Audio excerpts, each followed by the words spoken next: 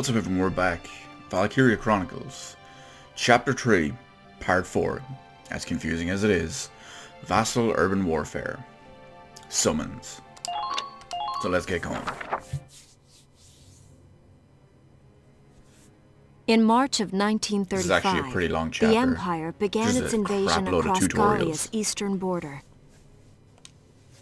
Maximilian, commander of the Gallian invasion front, built his army around mobile armor. Ghirlandaio and the other fortresses along the border fell to his tanks in quick succession. Bruhl's fall in under 2 hours was typical of villages in the Empire's path, and the road to the capital bore a steady flow of refugees. Well, I don't think it's unreasonable for a small little village, basically undefended, to fall to a giant Empire's tank battalion in under 2 hours. Randgries, Gallia's capital, a town secure and stable since ancient times. Within its walls stood the castle Randgries, and within its unicorn spire resided Cordelia, Gallia's princess. Supporting Gallia's policy of neutrality was a system of universal conscription. Under it, all schools required military training each year. In the event of a war, citizens were then drafted into the militia to defend their country. Makes sense why Isara had the engineer class and Welkin As the had the conflict armored with the class. East grew worse, both Welkin and Alicia found themselves no exceptions to that fate.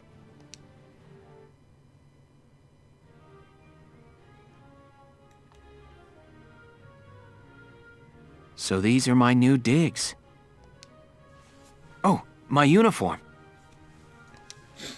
I should get changed before reporting in. Ah! Pressed A a little bit too quickly.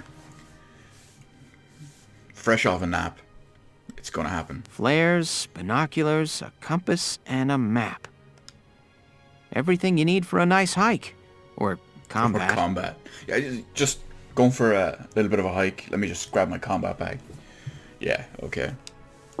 GG, Wilkes. Welkin? GG. Can I come in? Sure, it's open. Oh, you're already changed too. Let's see.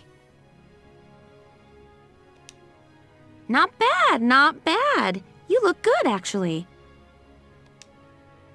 So, how about me? Do I look all right in this? Convincing? Convincing.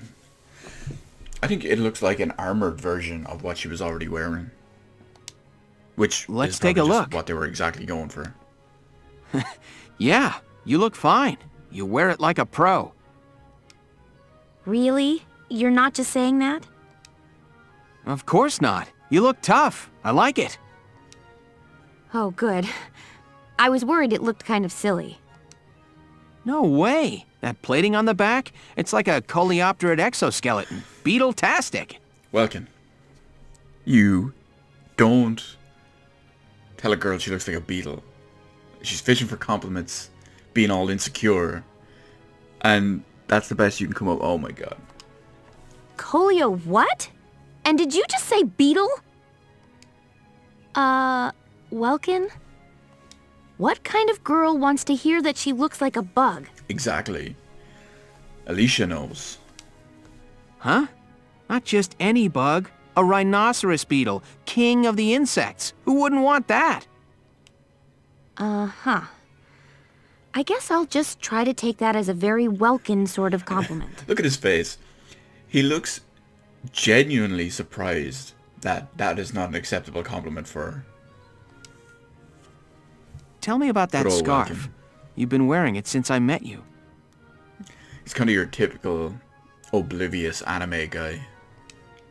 Oh, this? It's part of my uniform from the bakery. Is that right? I don't want to forget the time I spent busting my buns baking.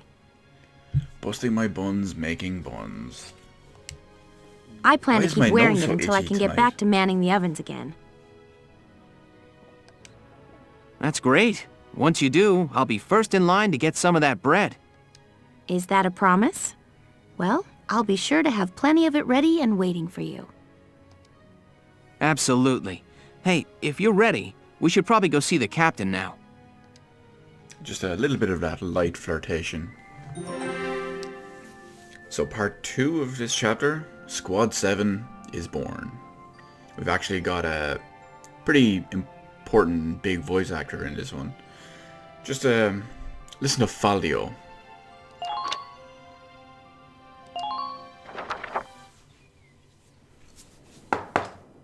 Come in. Excuse me, ma'am.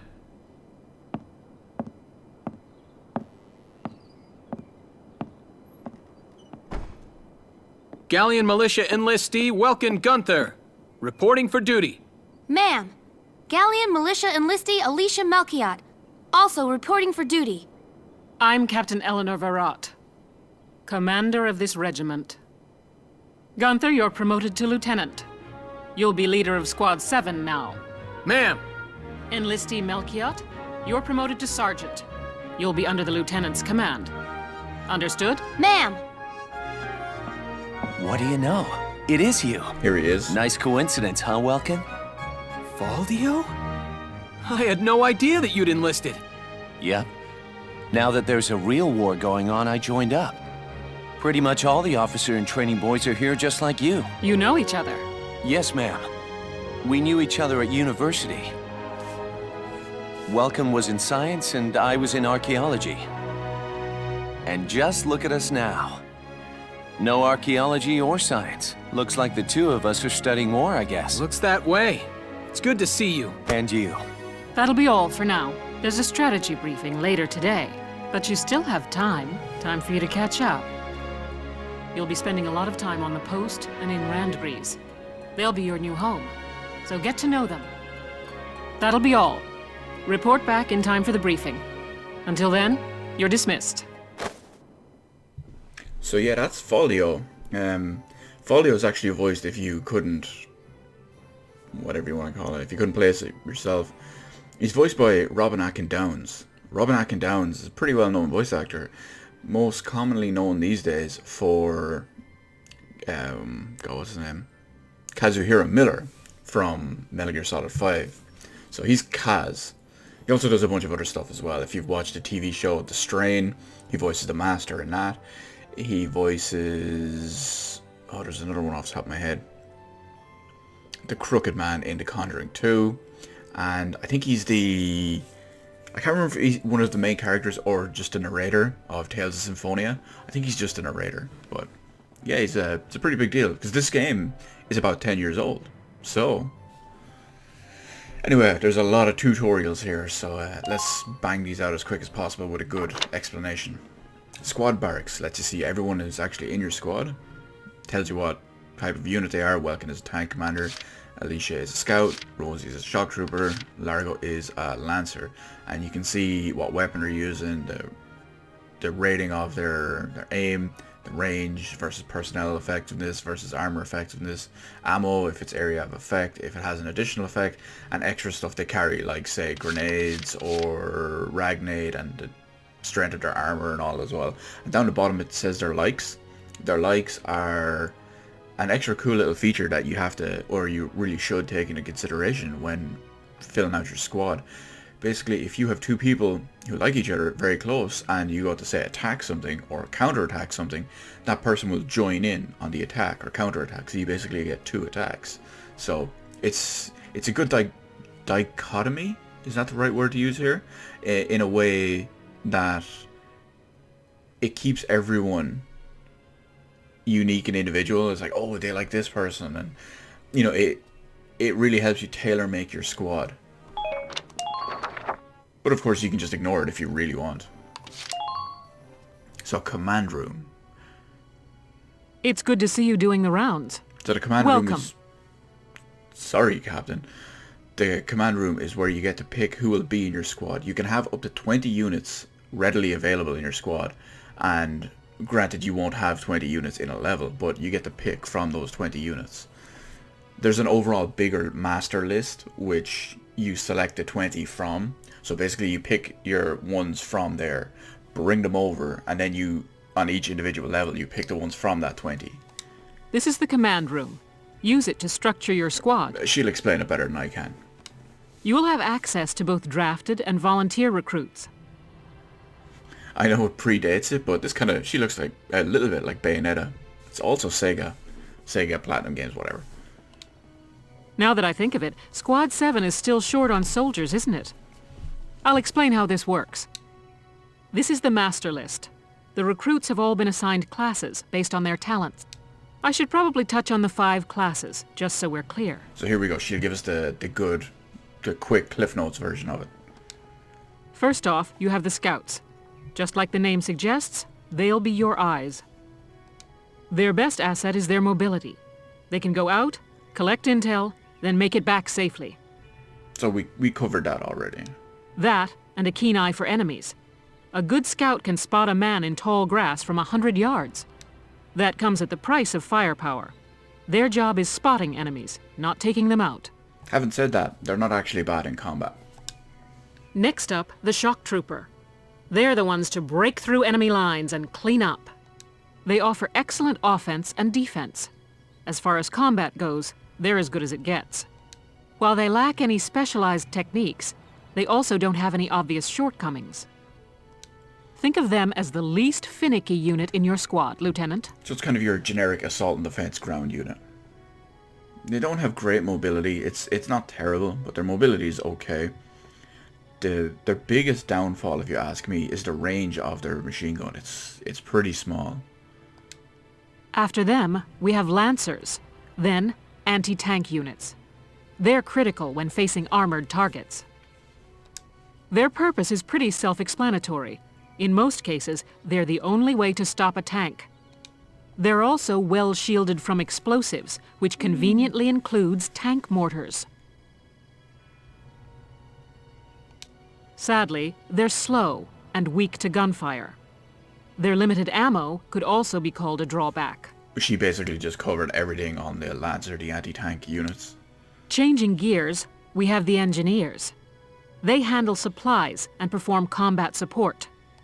They can restock other units' ammunitions, treat the wounded, even repair tanks on site. They can place sandbags for cover, disarm mines, repair towers, you name it. Pretty handy Their unit to actual have. combat skills are very low. Think of them as combat facilitators. Basically, any level with a tank is it's basically a requirement to have an engineer. Also, I will say too is that the engineer is the only unit. Right, every unit has Ragnade, so they can heal themselves moderately or heal someone else. The engineer actually has a large Ragnade, so he or she can heal a bigger portion at once. Lastly, we have the snipers. They can shoot down targets from a considerable distance. You won't find better soldiers for marksmanship and range. They can hit targets I can barely see. Sniping rifles also come with scopes that work to augment a sniper's natural eyesight. Drawbacks include low mobility and defense. If the enemy gets them alone, they're done for. That should cover the basics. Go ahead and put a squad together now. There's room for 20, and you can swap units at any time. So here's a good example. This is where we finally find out about other units, and every unit is individual. There's a large amount of voice actors that they all get to pick and choose from, and every character is kind of unique because they have a different personality. Obviously they have a different name and portrait, but they have different likes and different dislikes. And you see here we've got potentials. Potentials are basically skills, but they can be positive or negative, so you have to learn how to use them to your benefit and avoid the negative ones. So I'll just give you a quick example. We look at Hermes' potentials here. So he's got meadow bread, so if he stands in a grassy field, makes him relax, enhancing his defense. So you want to get him on open levels, with lots of grass, lots of fields, things like that. Fancies women. Having women around makes him want to look good, making him shoot with greater accuracy. So if you're going to go attack someone, place him beside a woman or two, boom, his accuracy goes up. Conversely, you've got claustrophobic, so tight spaces like trenches create a suffocating feeling, leading to a drop in attack power. So if you have him running through trenches or running through alleys or something like that, he's going to feel it.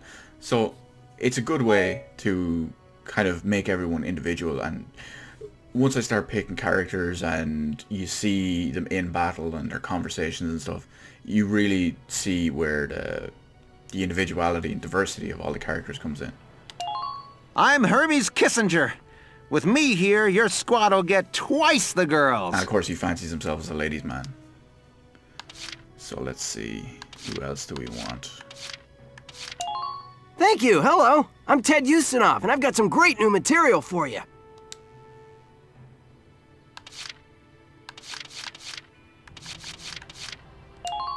I'm Nochi Wordsworth. Hi. Here we go. Here's something I want to point out.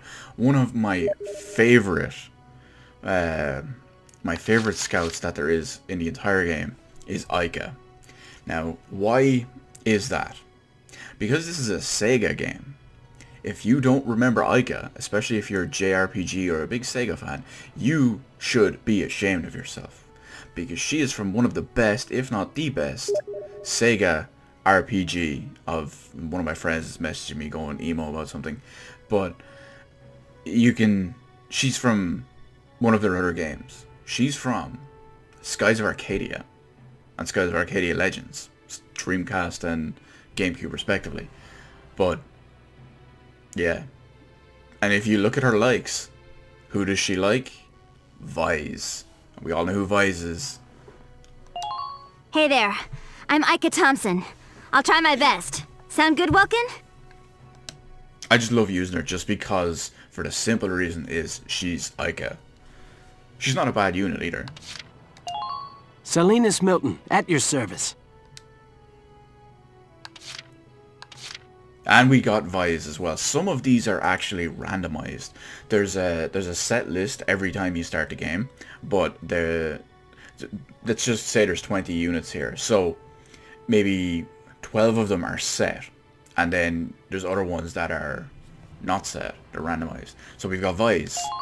The name's Vice Engelbard. Let's go kick this war in the teeth. And if I remember correctly, I'm pretty sure that's Roger Craig Smith as a voice actor. If you're probably wondering who he is, well, he would be Kyle Crane from Dying Light. He would be Sonic the Hedgehog from Sonic Boom and a lot of the other Sonic stuff these days. And he's Chris Redfield from Resident Evil 5 and 6. And again, if I remember correctly, this, Mika, is... Well, we're going to listen to his voice first. Hello, I'm Mika Hawkins. I'll be serving under you from here on. There we go. I'm pretty sure that's Quentin Flynn. Quentin Flynn is Raiden from MGS2 and Metal Gear Rising: Revengeance. I'm Edie Nelson. Perhaps you've heard of me. I'm sure we'll get along swimmingly. So, I mean, we're already a small portion into the game, and we have a pretty wide selection of voice actors. The name's Nina Strice, and I look forward to a good workout out there. And there's going to be even more. Oh no, I'm not going to have... Oh, I didn't get him. I didn't get some of my favorite... Hi there, I'm Yoko Martins. I'm sure we'll get along just fine. Two of my favorite characters in the game are Lancers, and I didn't get either of them. But of course, if you come back later on between chapters, your list improves, you get more people, so I'm sure we'll get them at some point. Open slot 7 more.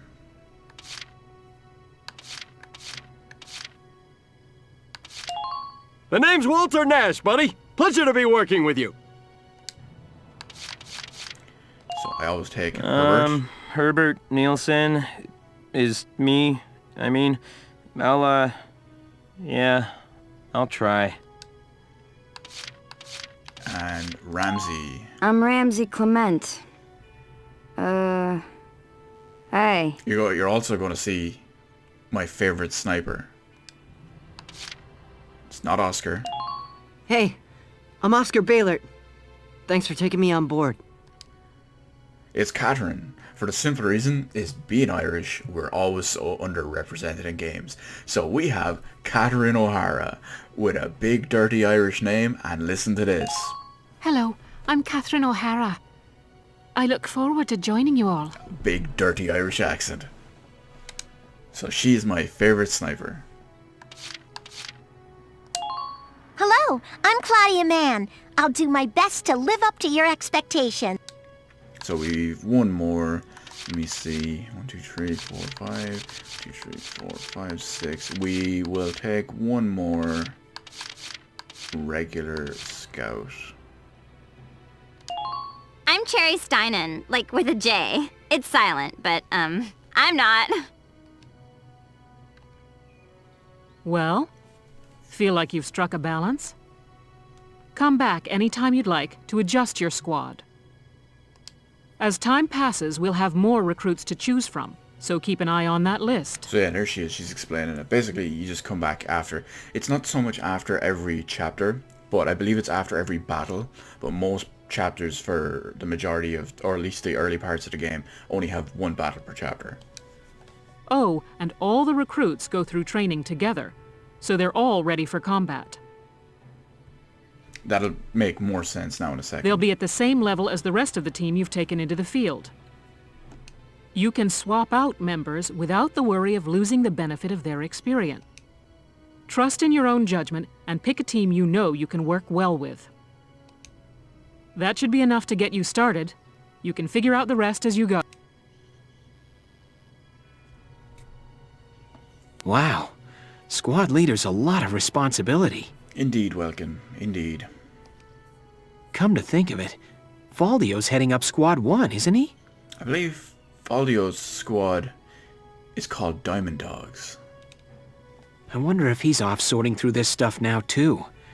I'd better get a move on.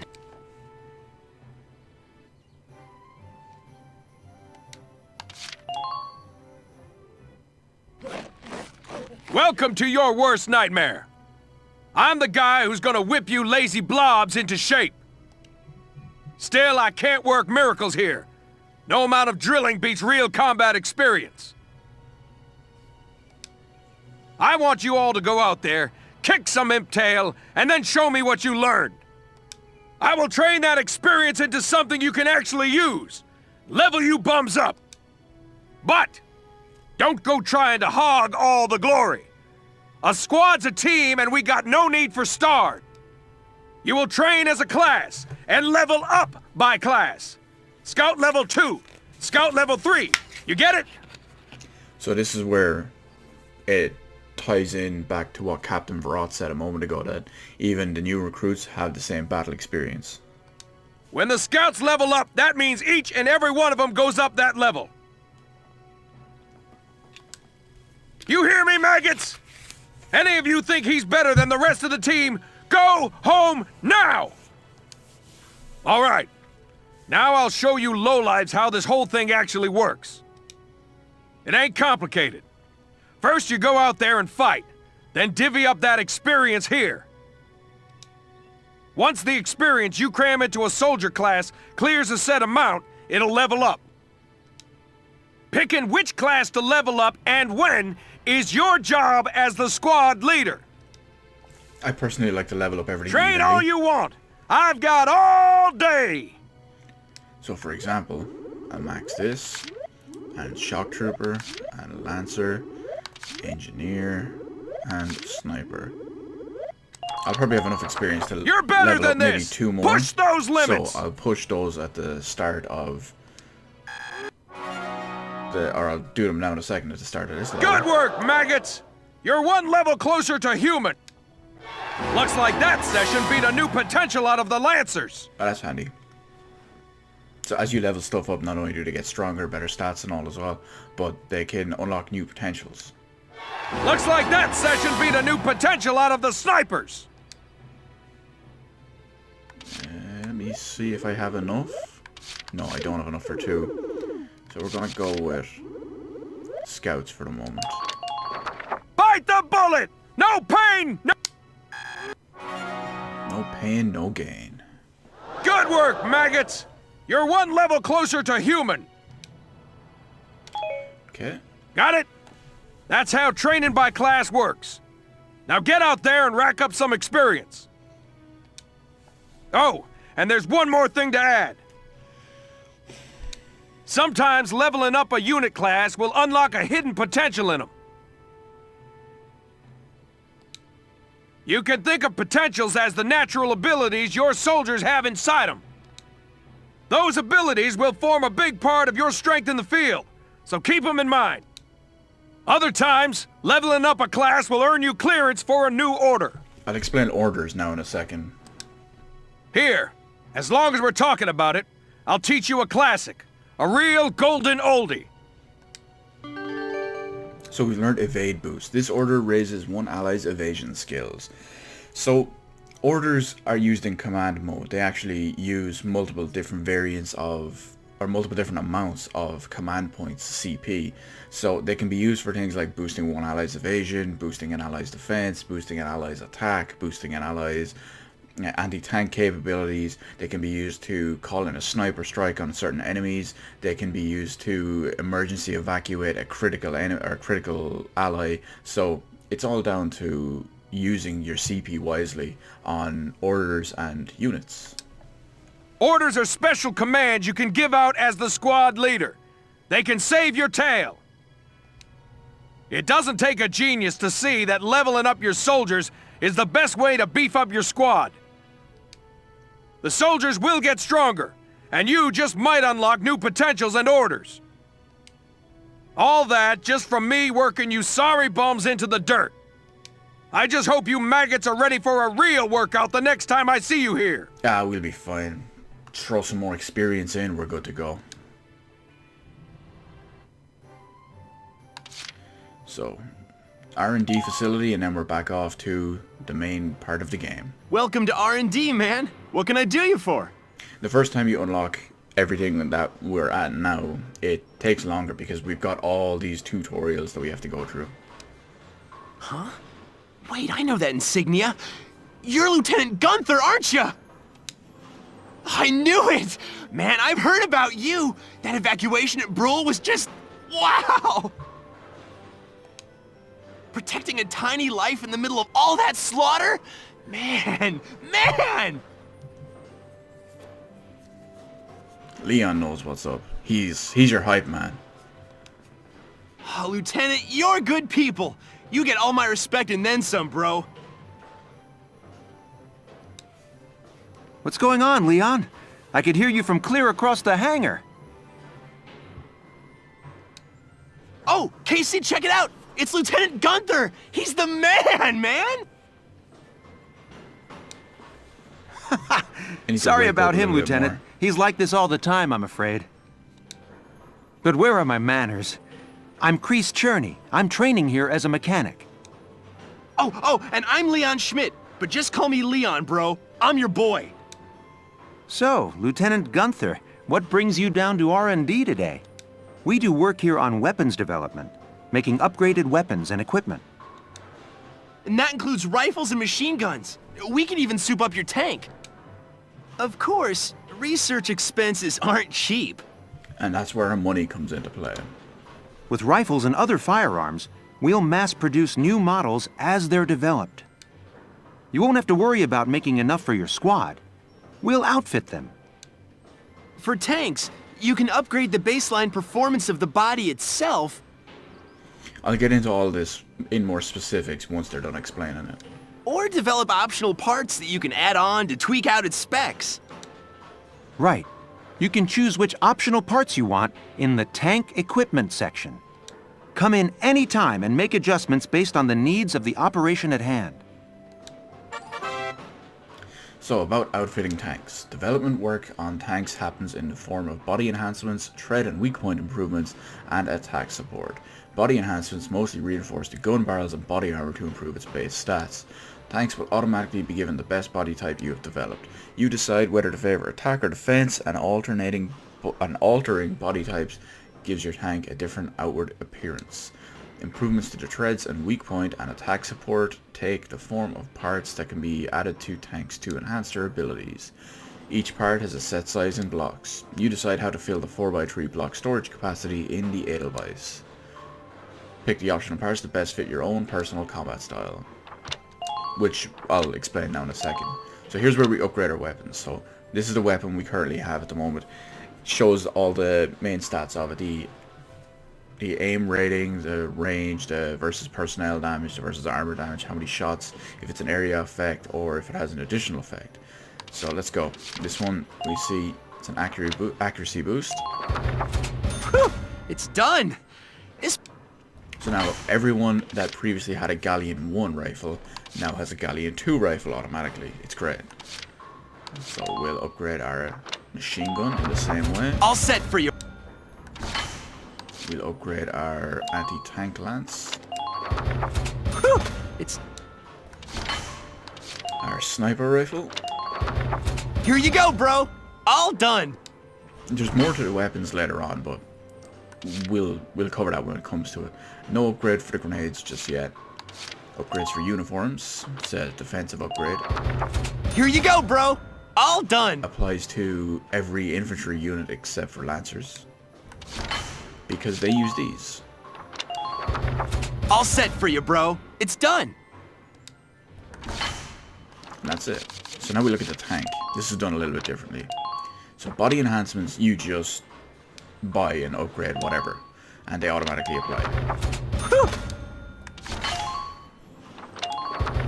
Here you go, bro. Both of those are all automatically done. put on. They don't require anything extra.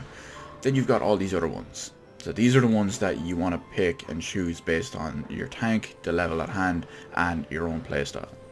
So this one, it's going to be tread HP plus 50. This one is critical defense plus 50. Or accuracy plus 5. This is the one I'm going to do. Here you go.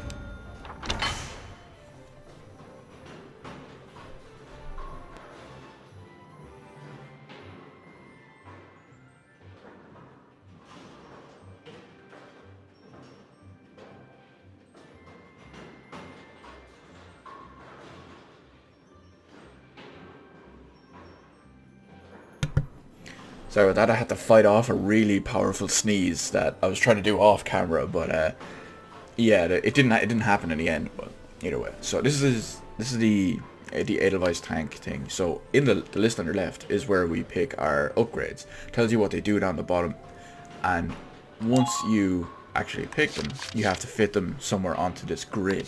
So you have to be careful with the pieces you pick. You have to balance it all out to make sure it'll fit on there, benefit your tank in the way you want, and it'll fit your playstyle. Well, sir, was that helpful? We're working here around the clock to make possible tomorrow what's out of reach today. Come again a little later. We'll do our best to have something useful for you by then. Yeah, you better come back soon, bro. I am all fired up to work on stuff for you. Leon the hype man, as ever. So we're going to end it here real quick for this part, because with all the tutorials it's just gone on for so long.